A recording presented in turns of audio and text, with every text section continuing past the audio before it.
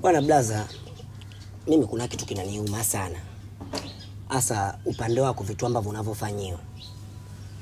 Unajua shemeji tokavyo safiri hapa. Mimi nakuona kabisa wewe hauko fontable. Fontable. Lakini si unataka kumenielewa, yani hauko sawa. Unajua najifunza English. Hauko sawa. Sasa blaza, kama kuna vitu wewe hauko sawa. Ya, hasa inakuwaje wewe hauko sawa, mimi roho yangu eti wewe imetulia. Lazima mimi mwenyewe nakuwa siko sawa. Hauko sawa, mimi nahisi kabisa.